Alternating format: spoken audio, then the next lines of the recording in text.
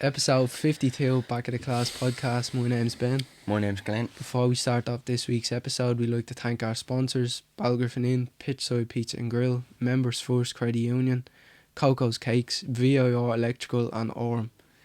This week we're joined by Gary Cully. Thanks a lot for coming Thanks in. Thanks for having me on, boys. If you had to describe yourself in 3 words, what would the 3 words be?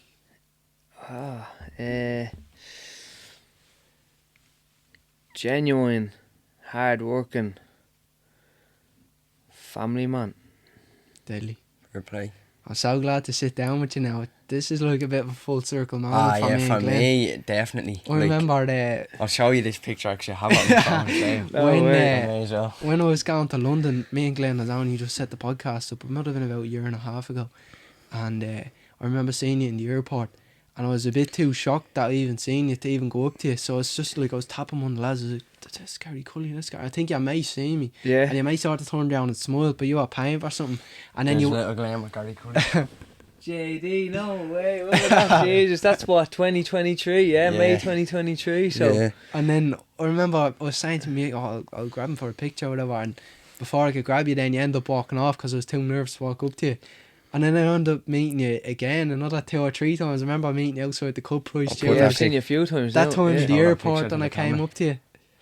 That's the one. And then at the Conlon fight there we met again. Yeah, I do always find that mad. People are always like, oh, I seen you, but it was like people getting like nearly shocked or like starstruck or whatever. Like, but I've been starstruck by people who are my idols, yeah. And then people say to me, oh, I seen you there, such and such place, but I got starstruck. I'm like, I'm just a normal fella. Like, how the I do find it mad how people react like that when they see me. Like, do you know what I mean? But See, there's levels to everything, I think. And there was one of our mates said it to us, Devon. And I don't know if you know Mazza, the rapper. yeah. I'd have seen Mazza in people, like I'd be in people's comments, networking with people, and then Mazza just be in the same comments as me, trying to network with people. But now he's like in way higher level comments, and I'm like, it's just the ranks you're walking up. Yeah. So everyone's 100%. normal, it's just different levels. You isn't just it? get Like, to different, Who would your idols be? Growing up, Floyd Mayweather actually just passed today. Ricky Hatton, I remember that was probably one of the first fights I kind of really followed the build up, and I obviously watched boxing when I was a lot younger than that, but watched the build up and kind of really got me into boxing was Ricky Hatton and Floyd Mayweather, them fights.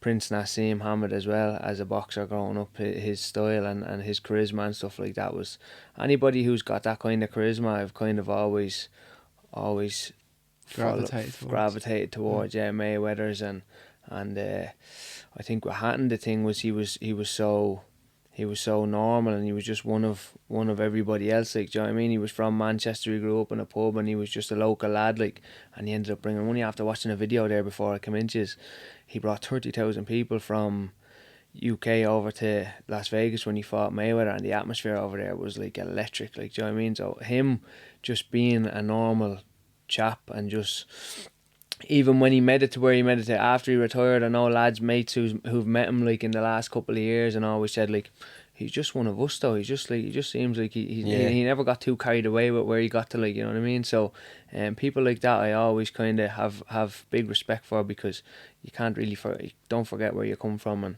and always kind of stick to your roots, like, do you know what I mean? So I respect definitely. that.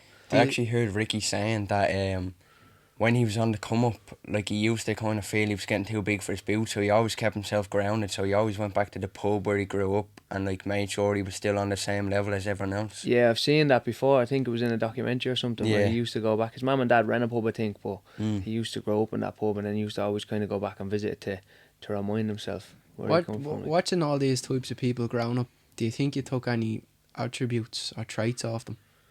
Yeah, definitely.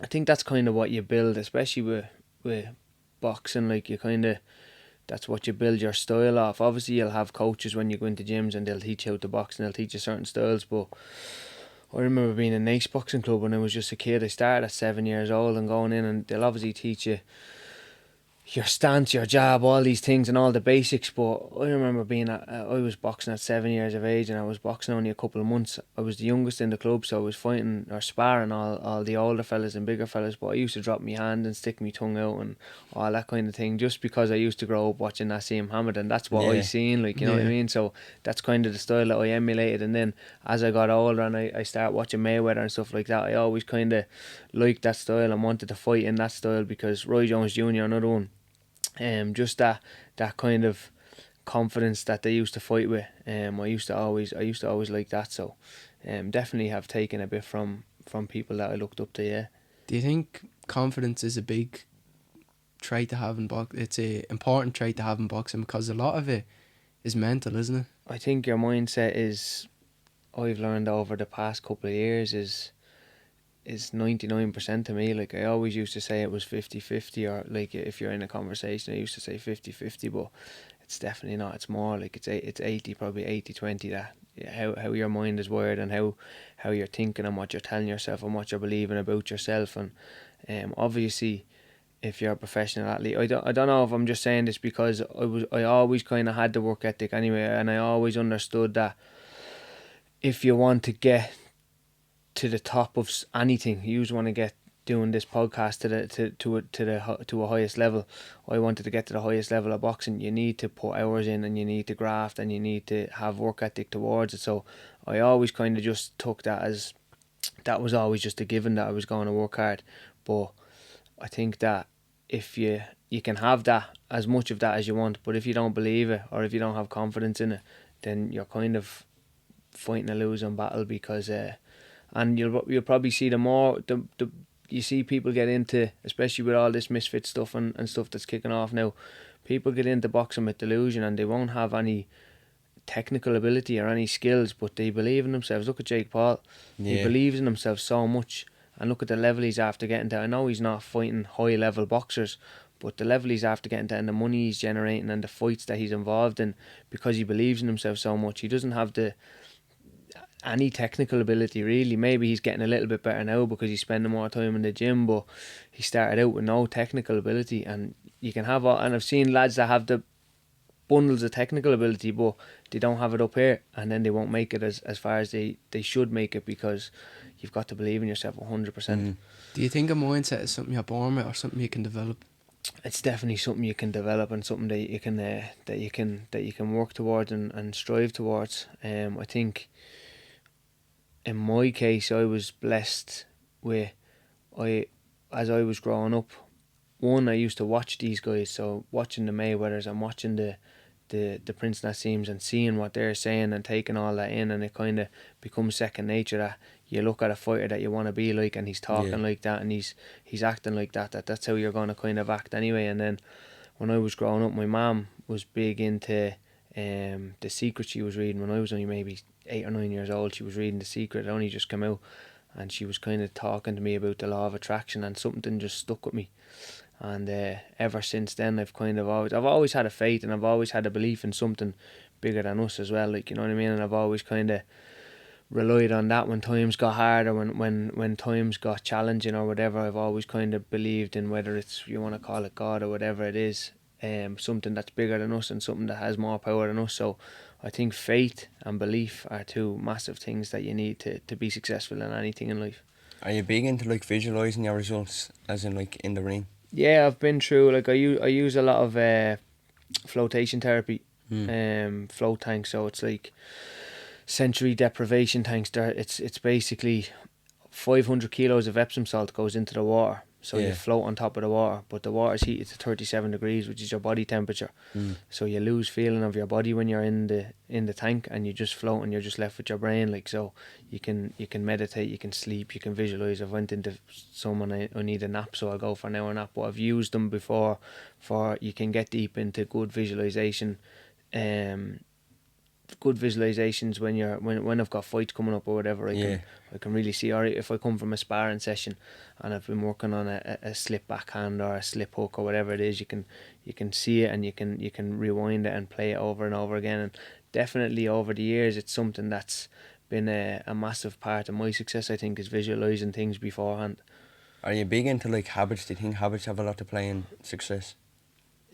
Yeah, I think structure definitely does for me anyway. I know some people who are just go from A to Z to B to D to, but I like to live my life on structure, and especially when I'm in training camp, but even when I'm outside training camp, I kind of do the same things every day. Yeah. I kind of find that I eat the same things every day, and it just becomes a little bit easier to follow, I think, and easier to, if you've got a result that's 8 weeks down the road, I need to do this every day, Monday to Friday, and then especially in camps and stuff like that, I like to have a break, let's say on a Saturday or a Sunday, or where you have a rest day where you can switch off, because otherwise when you're switched on all the time and revving up the engine all the time, it can only go for so long before it boils over, I think, like, you know. So I've seen that in a lot of sort of mega entrepreneurs and a lot of like high level athletes. They'd all have a wardrobe with the exact same clothes, exact same t-shirts, exact same,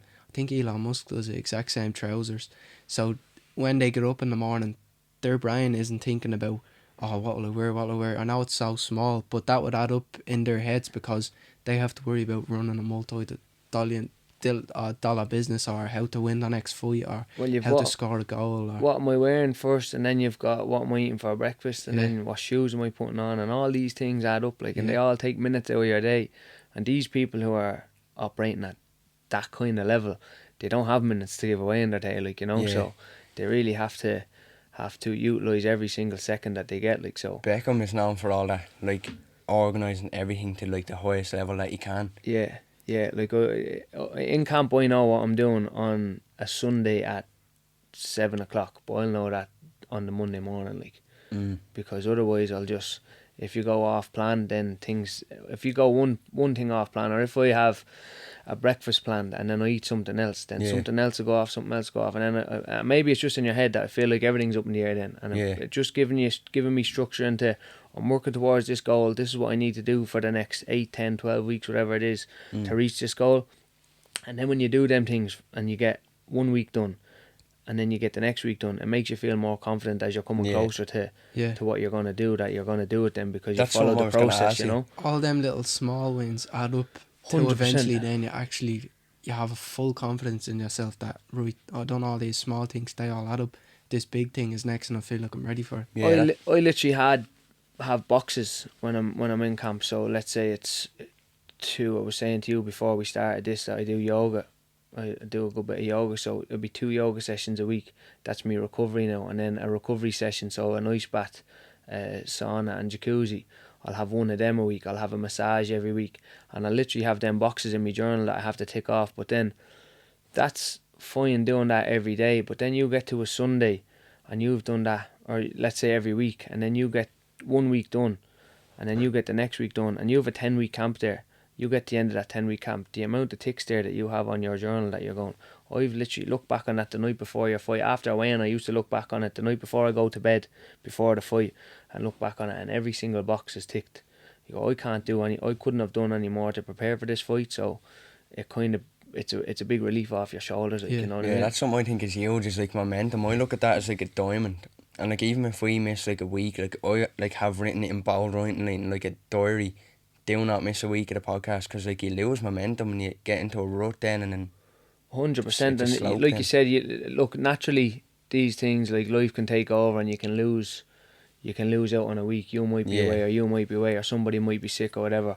But if you start making a habit of them things, like we're saying about habits building up, of eating clean, or going doing your recovery sessions, or doing whatever, them habits build up. If you miss a week and then you miss the next week, that habit starts to compound and build up as well, like, you know what I mean? So yeah, it's definitely good to build good habits. Stay on top of it. Yeah, for sure. Going back to that think tank, I heard of them loads, but I didn't actually think there was any even over here. Where do you go? Yeah, I go to one in Nace. It's been in Nace about one of my longest sponsors, Sleevaha it's called, in Nace, in Nace Town Centre. So they've been there about 7-8 years, as long as I'm a professional. So I'm actually going professional 9 years in September. Congratulations. So September gone, so 23rd of September will be 9 years pro. It's mad, yeah. So they've been there that long. And do you think it's a lot easier to visualise things when you're sitting in the tank? I think you definitely have to carve out a half an hour or an hour of your day. Now I'm I have a baby now, obviously, so I'm spending more time at home, and I've got less. I haven't been in camp, in training camp in the last couple of months, so I'm spending a lot more time at home, and I live in Kilcock. I'd have to drive to Nice to do them, so I do my visualization, but I do it at home now. So, but I still have to carve out half an hour of my day and go. I'm going up to the shed, have the shed set up that I can lie down on a mat. I have a little lamp there or whatever, play a bit of music. But I have the shed set up that I can go up there and I can carve out half an hour to do my visualization. Because otherwise you say, yeah, I'll visualize, but days just get busy, and then you're here, you're there, you're everywhere, and then it's time to go to sleep and you haven't done it yet. Like, do you know what I mean? So I do think you have to carve out, you have to give yourself that half an hour to do it, definitely. Like, What types of things do you visualise? Whatever's coming up, or whatever I want to kind of happen in my life. If it's a fight that I'm training for, then I'll visualise the outcome of the fight, or I'll visualise walking to, let's say if it's in the tree arena, I'll visualise the tree arena, I'll visualise what I know about the tree arena, the walk to the change rooms, whatever it may be. I've opened a business in Nice there, a coffee shop, a year ago, just over a year ago now. So when we were in the process of that, I'm visualising what I want that to look like, and just how I want my life to look, my ideal life and my ideal scenario, how I want that to look, even down to little things like we're going on holidays next week with my baby, and just visualising being on holidays in the pool, swimming with him and having a good time, and just simple little things that I want my life to look like, or my ideal days or my ideal scenarios. Because I think when you see something in your brain first, your body then starts to work towards it, or your mind then starts to figure out paths to make it to happen. Like, so whether it be the coffee shop opening, whether it be a fight happening, or my hand being raised in the middle of the ring, when my mind sees that, my brain will then start working out pathways to make that happen. And then when we were talking about habits there, when you compound them habits then that are also working towards it, it's kind of inevitable that it will happen then, I think, in my opinion. Something I was going to say to you is, we had Alex Nolan on a few weeks ago, and he, for his visualisation, like, he listens to a song with his mates. Like, they all pick one song, but you can't listen to that song together until they are where they want to be listening to that song. Like, would you be one to visualise the music? Like, would you have certain songs for certain things? I have like playlists for training if I'm in training camp and we're going into like a dark session, or I bring myself to dark places in training camps, or we're going into a heavy session, or before sparring or whatever. I have playlists that will get me into a certain type of mode that I want to be in, or a certain type of emotion that I want to be in for that spar, for that training session, but not necessarily for visualising as such, but more so just to bring me to a place where I want to be. Or if I'm on a treadmill for an hour, I know what type of music I want to go. Like, I want to go into heavy rap music there that's going to get me in my feelings, that's going to get me through that. Like, do you know what I mean? So, like, we do the music thing for, like, if we want to meet a certain person, we'd have a song. Yeah. And it's mad because we meet so many musicians, like, you'd usually always just use their song. One of theirs, yeah. So it just becomes that. Like, on the way in to meet people, me and Glenn be like, right, we're going to meet this person. What song will we use on the story? What, like, and we haven't even met them yet, and we're already basically saying, right, how are we going to post this? Yeah. Because we just know we're going to do it. Well, we're going to pull it off. But that's why you are doing it as well, is because you are already planning in your head ahead, like, you know what I mean? Like, when we met 50, we knew we were going to use Hate It or Love It. Yeah. That was always in the head, like, and then it happened. So people think manifestation is like, airy fairy or whatever, but in my opinion, it is real, like, and I've seen it time and time again happen. Like, you know, I've often visualised fights, and they've happened the exact way that I visualised them in my head 6 weeks beforehand. I'll say to me missus, like, the night before a fight, I've been visualising this left hand landing early, like, in the first round, and this fella going down, like, and only she'll be me proof, or my coach will be me proof, because I'll say it the night before a fight, but I'll go, I don't want to be going around saying it too much in case it doesn't happen. I don't want to get too excited in case I go for it and it's not there or whatever, but like, I'm just letting you know that I'm just putting it out there in case it happens, that I visualise this, like, and then the next night it will happen, and I'm going, what did I tell you? Like, it's crazy, like, and it's to the exact way I've seen it, like, you know what I mean? You seem to be very set in routine all the time. Do you think that's one of the reasons for your success? Yeah, I like routine. I definitely like routine. I think I've probably, over the last couple of months since we've had Sonny and that, I've probably probably fell out of routine a little bit, but I like to work to routine. I think having a structure in my life is definitely helps me to get to where I want to get to. Or it's definitely a positive for me. Like, I know other people can kind of work here, there, and everywhere, but I think habits and structure is good for everybody. Even when, look, even like I said, we've had Sonia or whatever, but I've been out the ring for, since last December was my last fight, so I've been out the ring 9 months now, but I'm still training twice a day, 5 days a week, a yoga on a Saturday, a recovery every week. I've still kept my structure, I've still kept fit, because that just brings me, even outside of boxing, that will have a positive impact on my life, to where I want to be or where I want to get to, and I know it will. So I just always keep the positive habits going as much as I can. And like I said, there has been times where I've fell off them a little bit, where he's been born the first couple of weeks when the baby was born, or been on holidays, or doing whatever, and you fall off it. But I do notice it definitely, that how you feel after them couple of weeks is gone. It's like, no, get me back on my routine. I always feel better when I'm in routine. What's the biggest lesson boxing has taught you? I think no matter how hard that you do work, or no matter how hard that you do see this vision, or you do believe, or there'll always be setbacks, and you have to always adjust. And when you do have them setbacks, you can have as many people as you like in your ear that believe in you and telling you that you're this and telling you that you're that, but unless you actually believe in yourself and you put the work in to believe in yourself and to get back, then you're wasting your time. So I think number one is, no matter how hard you work or how hard you believe something's going to happen, nothing's ever going to go to how you exactly visualise it. Nothing's ever going to be plain sailing. Nothing's ever going to go to plan. There's always going to be something to knock you off track, and you have to deal with adversity and find your way back onto the track. And like I said, only you can do it for yourself, because you can have a team. I've had a team for the last 10-15 years, but especially in the last, let's say, 9 months or 10 months since my last fight, that can tell you everything that you want to hear, or telling you that, not that you want to hear, because they believe in what they're saying, and I should probably believe in what they're saying a little bit more as well. But unless you believe it, unless you're doing the work yourself, the mental work I'm talking about, not the physical work, unless you're doing the work on yourself to believe in yourself and to manifest your own goals, then you're wasting your time. You can have anybody around you telling you everything you want, but you've got to do it for yourself. It's like that saying, you can bring the horse to the water, but you can't make them drink from it. Exactly. But in It's a actually mindset. it's a Mike Tyson quote. Everybody has a plan till they're punched in the face. Yeah, I've seen it time and time It's again. good. Yeah, It used to be up on the like, wall in my boxing gym. it was. It was Yeah, up on the wall, yeah. How do you think your life has changed now that you had a baby? Do you think you're a bit more cautious getting into the ring, or do you think it's a driver for you that you have to win now because you have to provide for your family? Yeah, I definitely think the second, in a way, but I think that it's been such a relief in a way, that I was kind of unboxing since I'm 6 years old, so nearly 25 years. Like, I'm 30 after Christmas, so 24 years or whatever.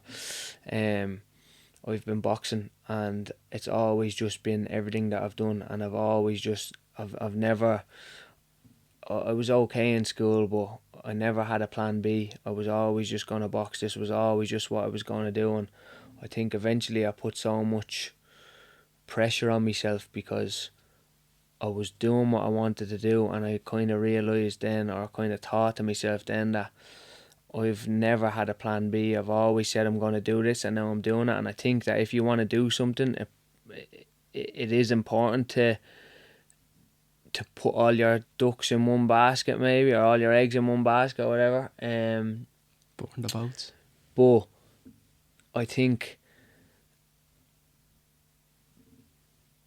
doing that, and since I've had him, like I said, I put so much pressure on myself, because that was all I'd done, that was all I'd want to do. Then I got to this level, and it was kind of like, right, this is what you're doing. I felt like there was so much pressure on me to win every fight, because that was my whole identity, and everybody knew me from just from boxing. But now being a dad just changed everything, because it took a lot of pressure off in a way that now I go home, my whole life, my whole days, my whole weeks was boxing was everything. It was my number one priority for absolutely everything. My missus didn't get a look in. I was just like, it was, if I was in camp, I was boxing. I was waking up in the morning, I was meditating for half an hour, I was getting me breakfast, I was going to gym, I was training, then I was going doing a recovery session, I was coming back to gym, training again, probably going to yoga on the way home, getting me dinner, watching a bit of tape at home, boxing tape at home, getting into bed and doing it the next day.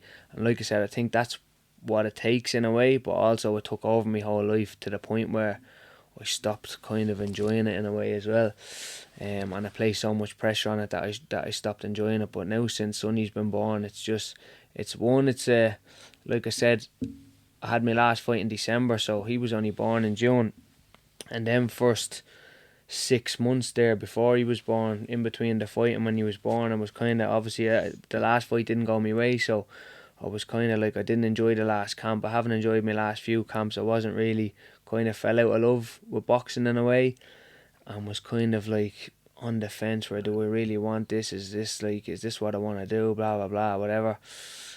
And then when he was born, it was like, no, I've always wanted to,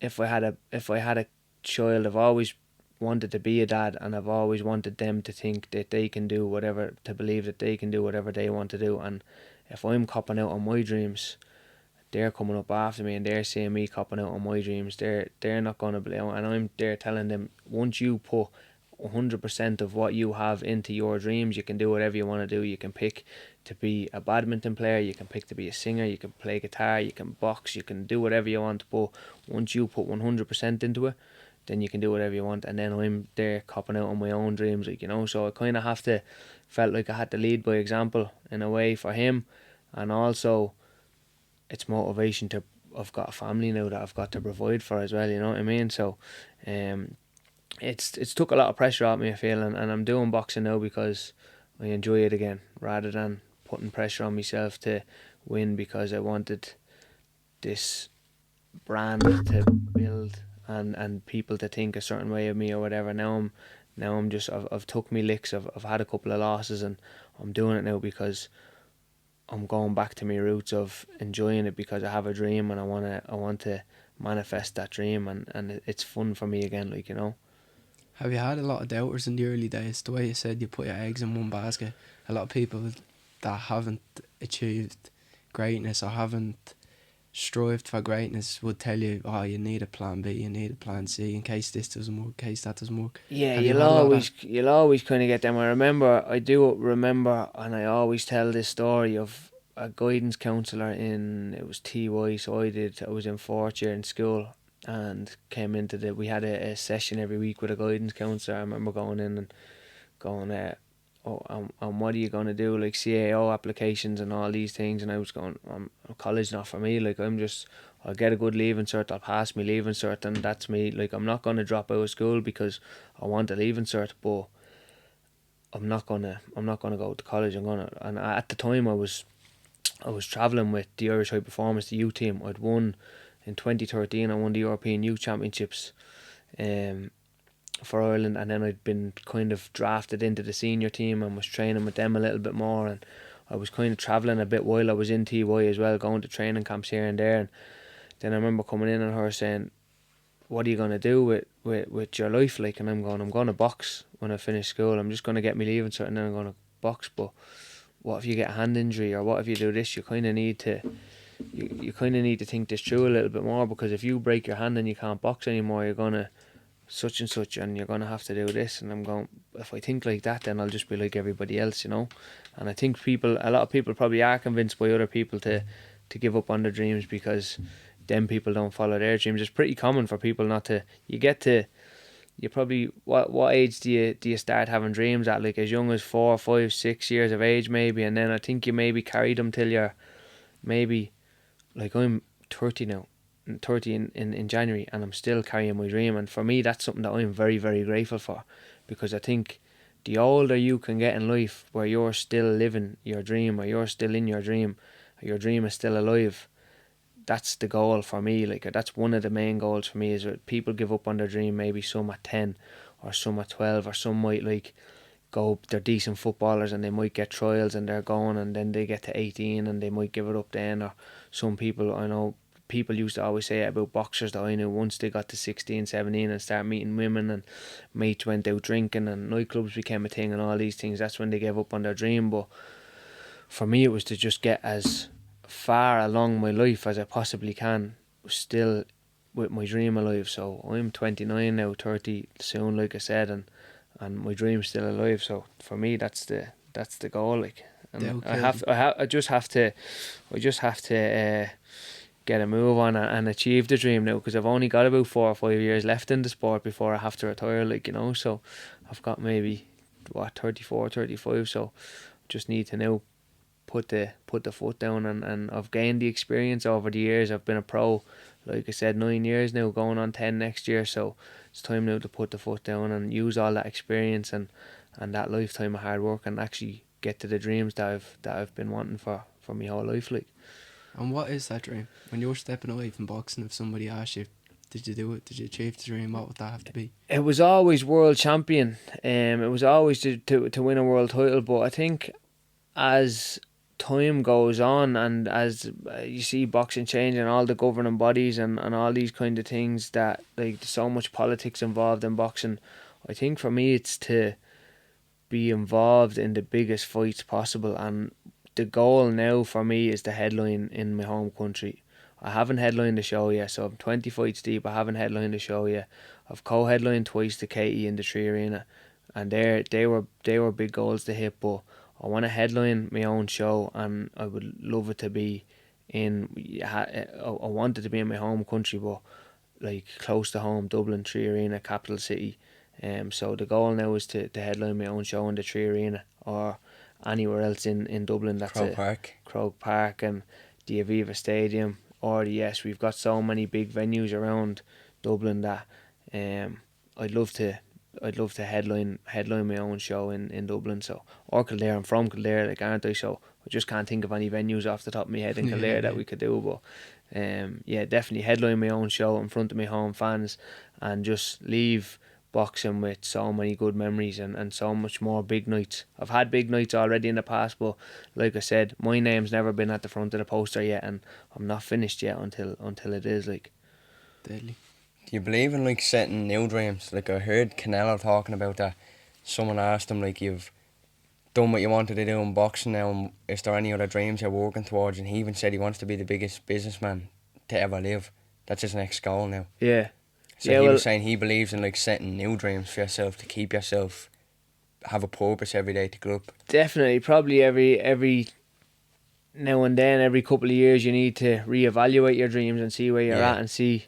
I think I probably do it every year, you know, these new year, new me type things, or new year, new goals and all. But I think at the end of every year, I set goals at the start of every year, and I actually see where they're at every, let's say, 3 or 6, or every quarter, say, so 3, 6, 9 months, and then at the end of the year you see where you're at. But every year I definitely reevaluate the goal that I've set the year before, whether it's 3 fights, 3 wins, I want to headline here, I want to do this, I want to do that. So I definitely think you have to reevaluate, especially when you come to someone like Canelo's level, who's won world titles in so many different weight classes and dominated the sport for so long, and he's coming to that age also now that you can't fight forever. It's a young man's game, like, you know. So Canelo's probably 37 or 8 now maybe, and he's probably looking at getting out of boxing and seeing what his next dream is. And I think with boxers, or with any athletes, it's kind of a hard one, because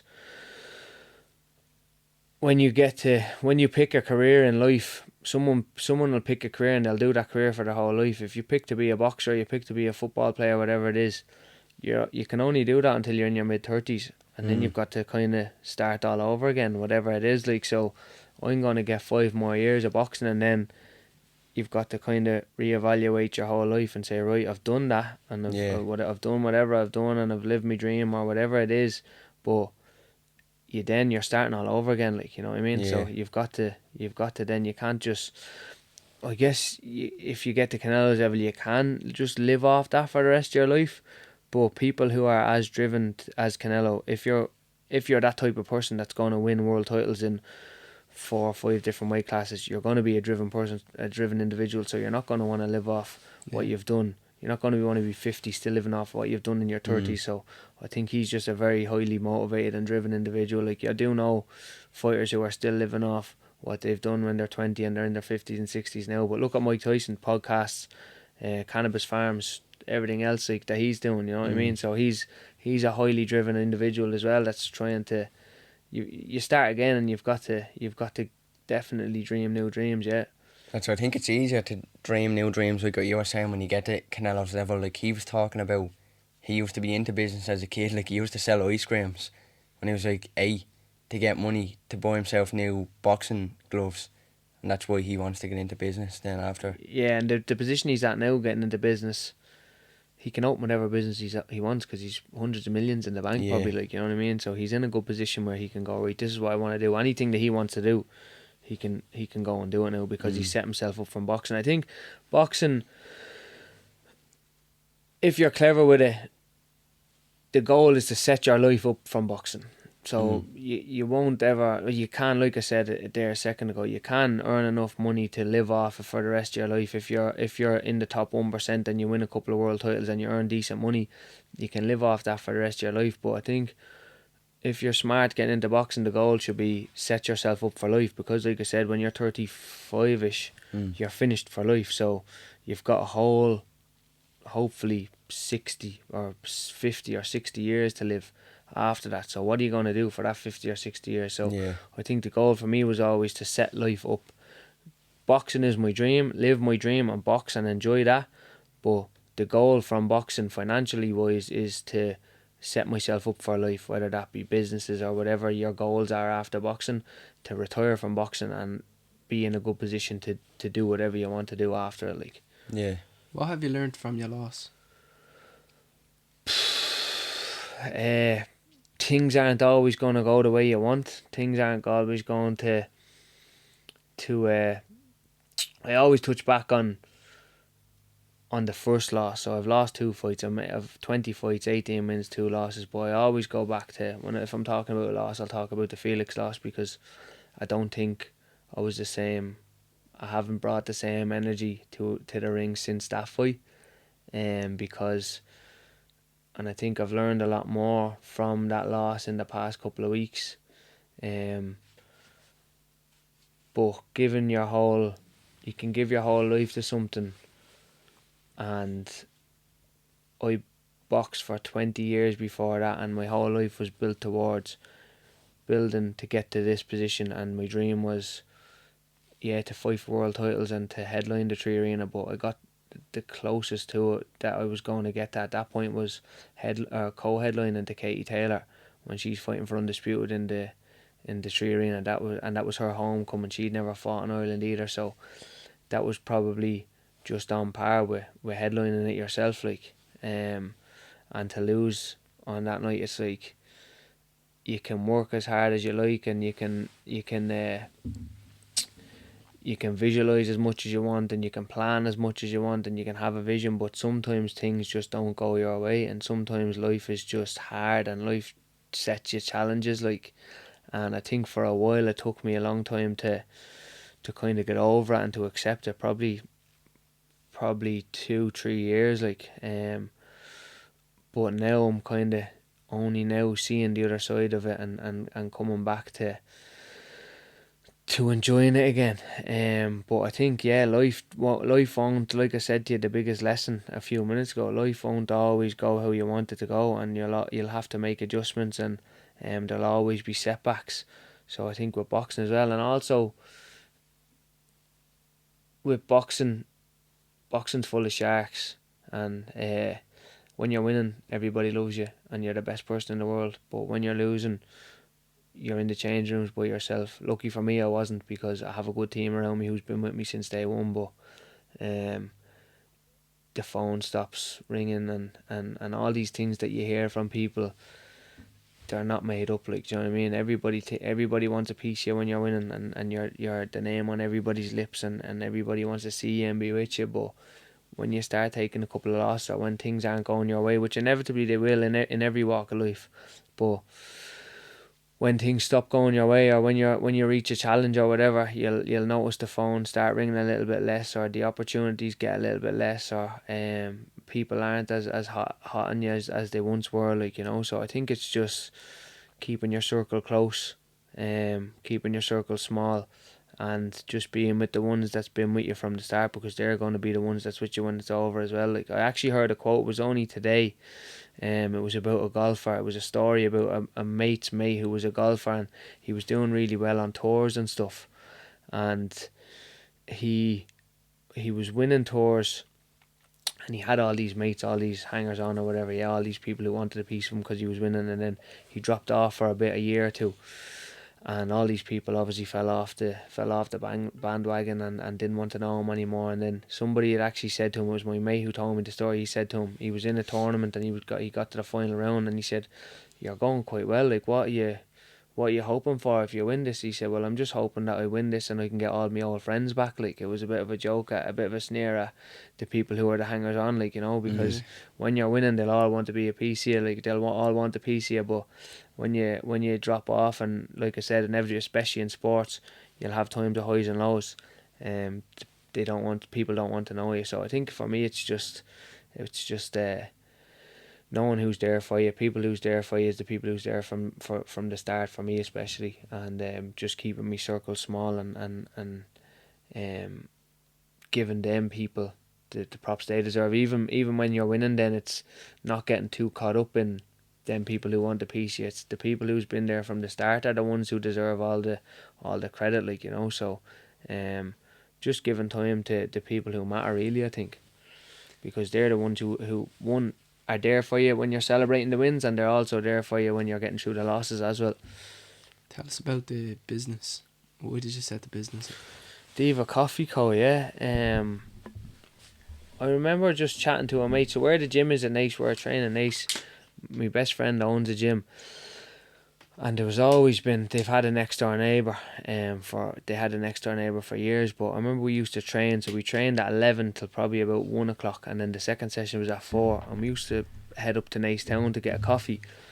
But Nace Town is a nightmare for parking, and it's very, very busy town during the weeks, like. So it used to take us nearly an hour and a half, 2 hours some days to go in and get a coffee and get back. And I used to say, all we need is a coffee shop here, that we can just go in and sit in a coffee shop and just chill in between sessions. Then we're actually resting rather than going up here and getting these coffees. And then the next door neighbours at the gym moved out, the opportunity popped up, and myself and my missus just sat down and jumped at it. She's 50% in it with me as well. So it's just it was a dream to it was always a dream to be a boxer and be a fighter, but like I said, it was a dream to set myself up for life from boxing. So the first thing of doing that was to be a business owner, or own multiple businesses is the goal, but you don't own multiple businesses without owning one first. So when the opportunity popped up, I probably would have waited till a bit later in my career, to be honest with you, but the opportunity popped up and I couldn't turn it down, because it was next door to the gym that I've been training in for the last 8 years. I knew everybody there, knew everybody around, so it was just a no-brainer to do it, and it's been thriving ever since. It's flying, so absolutely loving it. Yeah. How do you balance the boxing and the business? It's hard, to be honest. It's hard, but like I said, my missus opened the business with me, so she's been a godsend. She's been helping me do it. My ma's involved as well in it, so she's a godsend. She helps us out big time as well. And then just the team that we have around, and also the team we have in the business, but also it's next door to the gym that I train in, that my best mate owns, and all my best mate works in there as well. And I'm friends with everybody who's in the gym. I'm friends with everybody who comes in from the classes into the coffee shop. So it just kind of, we've got a great team that kind of helps out me, missus, myself, my ma, our barista, Liam is class fella. Louise down there as well is a friend of mine who, she works in Bewley's, and when we opened, she jumped in to give us a helping hand, and she's been part of the team ever since as well. So we've just got a great team and loads of good people around that kind of help it run. And when I go back into camp, then it's it's a stress off my shoulders knowing that they're there and they can take care of it, like, because Yeah. otherwise I wouldn't really be able to do it, you know, because you can't do two of them by yourself, like. So if it wasn't for them, then I wouldn't be able to do it, like. Any successful entrepreneurs would tell you that it's absolutely amazing to even break even in the business at for the first while. Was there moments where it was costing you a lot of money and it was the stress of boxing and the stress of owning a business and all the other stress of life sort of got on top of you and you thought, right, how am I going to do this? How am I going to pull through? To be honest,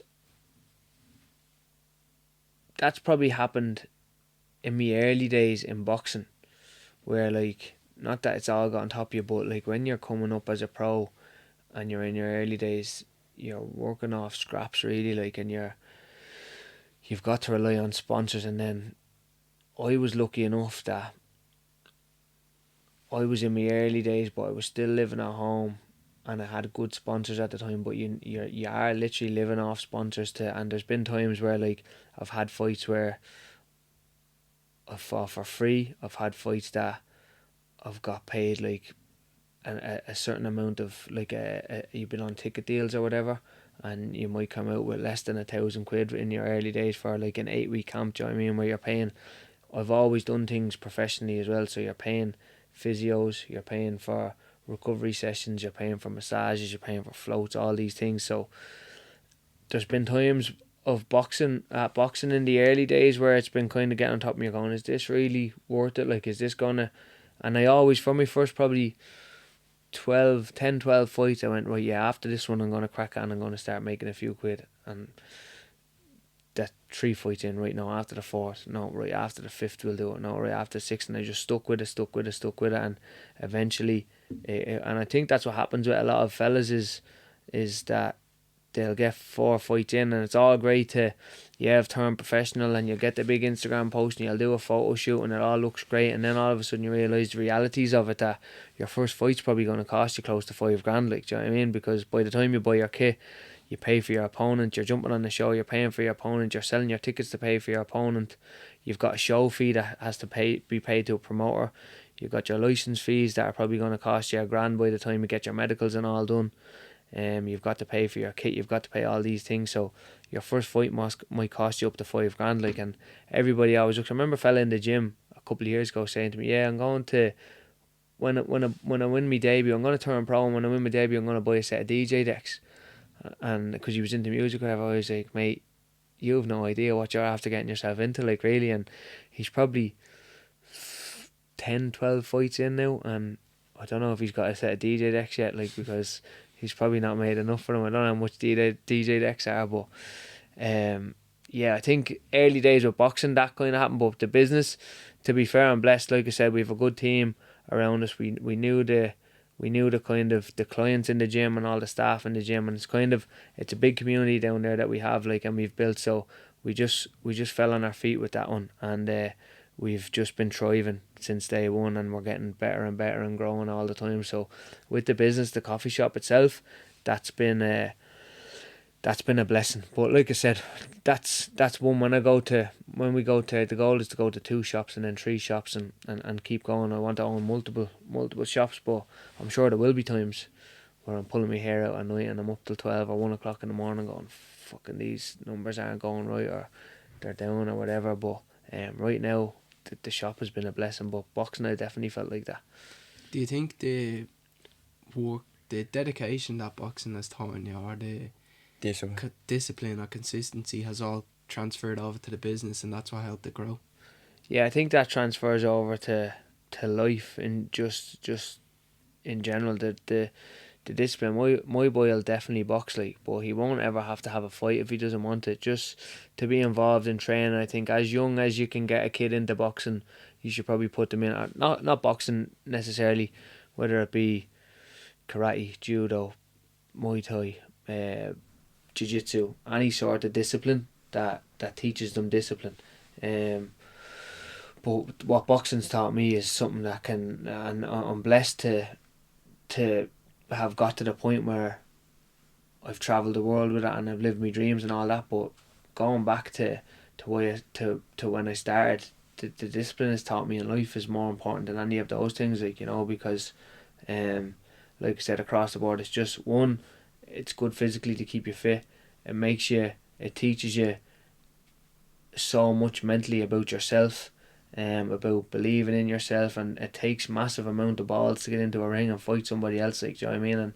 And then to go in, and if you're fighting that, like, let's say in the amateurs, regional levels or national levels, to go in and win a fight on a Saturday, and have all these doubts and all these worries, and you're fighting a fella who's also coming to take your head off. You know, this is like going back to 14, 15 Leinster Championships, but also a fella coming to win, and then you beat him, and you've got to get out of the ring at 15 years old, go and put a sweatsuit on, skip for half an hour, lose a kilo in weight, get into bed with no dinner, make weight the next morning, and then do it all over again in the final. I did that 5 days in a row in the European Championships 2013. Went out there, first day drew Latvia, I want to say it was, who I fought the first day, and it was my first time at an international kind of tournament like that. Drew Latvia the first day and beat him, and I struggled to make the weight. Had to go out of the ring, go into the training area, sweatsuit on, skip for half an hour, 40 minutes, bit of shadow boxing, home, check me weight, yeah, I'm half a kilo over, into bed, lose half a kilo in my sleep, up the next morning, weigh in, then had Azerbaijan the next day, fought him, and I did a 5 days on the trot. And just to be able to do that at 17 years of age is something that I look back on now and go, it takes a lot of cojones to be able to do it, like, do you know what I mean? And a lot of discipline as well to be able to do it, because it's not easy, like, you know what I mean? One, you're after doing a camp or an 8 week or a 10 week preparation and sparring or whatever, but then to get there and the whole making weight, and then believing in yourself while you're making weight, or even just the 8 weeks of living clean, of living, you've got to eat clean, you've got to wake up every day at 11 o'clock and you train, and then you've got to do your sparring at whatever it is, 4 or 5 o'clock, so you've got to do that every single day, you've got to eat the same thing every day. I think the discipline that it teaches is huge, like, you know. And what's your definition of success? I think just to be able to live comfortable, and to be, the older that I'm getting, me definition of success has changed. I think when I was 12 or 13 years old, I wanted 100 million in the bank, like, do you know what I mean? But now, 100 million, who needs 100 million, like, do you know what I mean? I just want enough money or enough businesses built up to be able to live a comfortable life with my family, and to be able to go on holidays a couple of times a year and enjoy life, and just spend as much time. I think people get success mixed up all the time as a number on the screen and a bank account, like, and my definition of success is the more time that I can spend with my family and seeing my son growing up and spending time with him, also obviously living a comfortable life and being financially independent, but just the more time that I can spend with my family and live a comfortable life with them. I don't want to, I know a lot of successful, driven, highly driven people who I actually look up to in a way, and you can learn a lot from these people, but they could be the most successful business people in the world, but they've separated from their wives and their kids don't talk to them, and to me that's not worth it, like, do you know what I mean? I wouldn't trade my family now to have 100 million in the bank, like, so I think there's a good balance there, and I think it's about finding that balance. But for me, it's spending as much time with my family and seeing my kids growing up, and providing as much opportunity for him, and letting him do whatever he wants to do. If he wants to, when he's 18, go and do whatever he wants, that I have the money there to be able to provide that for him, like, you know. So I think that's my definition of success now. I wouldn't trade that to have 100 million in the bank, or you could give me all the belts in the world and I'm living in training camps halfway across the world and I don't get to see my baby growing up. It's not worth it for me, like, do you know what I mean? So yeah. What's the worst piece of advice you ever got? Oh, don't actually know that one. Do you know one that comes to mind? It's just a funny one. I remember somebody when I was in the boxing ring, and I don't know if it was me, if it was my mum or somebody else, but shouting "be careful," in the boxing ring. That's just something that comes to mind, but I can't think of anything like advice wise. But yeah, my ma shouting be careful in the boxing ring. You know, people shout, oh, 1-2 or this or that, they're shouting and whatever. My ma shout, be careful. I'm going, yeah, thanks for that one, like, you know. What's the best piece of advice you ever got? Believe in yourself. Yeah. Believe in yourself, definitely. I think, like we touched on at the start, for me, any part of success always starts with that. You'll always obviously need, I can believe that I'm going to be the best boxer in the world and I'm going to win this and I'm going to win that. If I'm sitting here with you 7 days a week and I'm not in the boxing gym, that's never going to happen, like, you know. So you do need that work ethic as well, but if you don't first believe or you don't see the vision, it's never going to happen. So I think seeing your vision and also I think if I was to give advice, that's probably the best piece of advice somebody's ever given me. If I was to give somebody advice as well, it's to be able to think for yourself, because like we also said about, I think too many people just listen to how others have lived their life, so then they'll kind of follow suit and follow into that, and then like I said, that with that guidance counsellor, just an example, oh, but what if this happens or what if that happens. So many people talk other people down off their dreams because they've never followed theirs. So I think being able to think for yourself in this day and age where social media is so prevalent and everybody's looking on TikTok and we're following, like, I don't know, let's say Andrew Tate or all these people who's filling people's heads with all these kind of different narratives and ways we should think. I think to be able to have your own opinion on things, or even watching the news and you're led to believe all these things are happening, I think being able to step back and have your own thought process and have your own opinion on things, I think that's very important as well. If you could go back to your 17-year-old self during the wake up, maybe, what 3 key sentences would you say to yourself?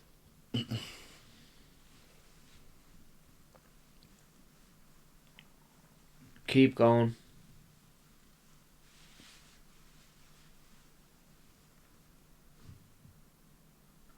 You're on the right path.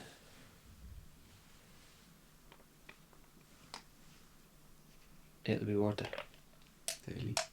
Where do you see yourself in 5 years' time?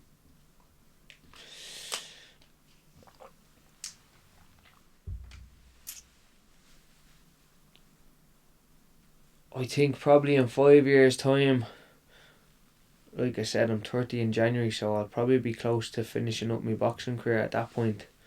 Hopefully after achieving everything that I've set out to achieve, headlining the Tree Arena a couple of times and having some magic nights and some magic memories, and then just starting a new kind of phase or period in my life, whether it be more businesses, coffee shops, or whatever it is that I decide to go into. I think the next 5 years now, I'm in boxing now, because I was kind of sitting on the fence there, like I said, from December when I lost my last fight to when Sonny was born in May. I was kind of, or June, I was kind of sitting on the fence a little bit, and I was half in and half out, and I've only made the decision recently. I've been back in the gym full time recently, getting prepared to fight again, and I'm in this for the next 5 years. So I think just enjoying this next 5 years is most important to me, and being fully involved in it, because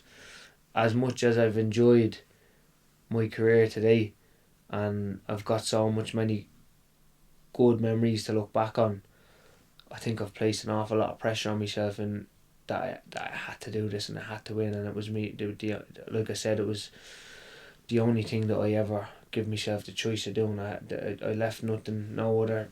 I wasn't going to college, I wasn't doing this, I wasn't doing that, I was boxing. So I placed so much pressure on myself, and I think now I'm doing this because I've decided to do this. And when it was kind of half in and half out, I realised, I thought for years and years that I couldn't live without boxing, and like, oh, when I lose, it's inevitable that if you're stepping up levels and you're trying to be the best and you're trying to challenge yourself, you're probably going to lose at some stage.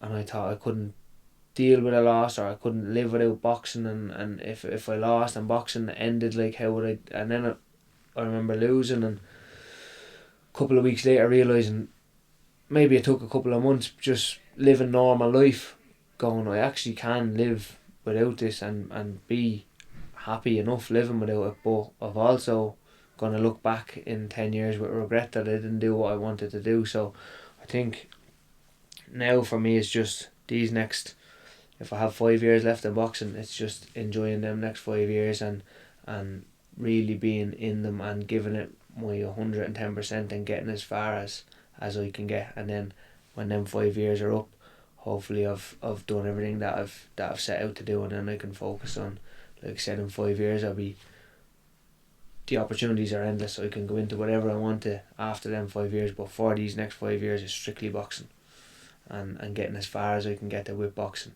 I think I was probably already thinking of all the things after boxing while I was still in boxing for the last 2-3 years, and it doesn't work well when you're kind of trying to mix the both. So now it's full steam ahead with boxing and seeing where I can get to with that, and then in 5 years I'll make the decision then on what I want to do next. So hopefully a world title, hopefully a couple of headline shows in Dublin, one in MSG or America somewhere would be nice as well, and just big fights and loads of memories and a hell of a journey to look back on.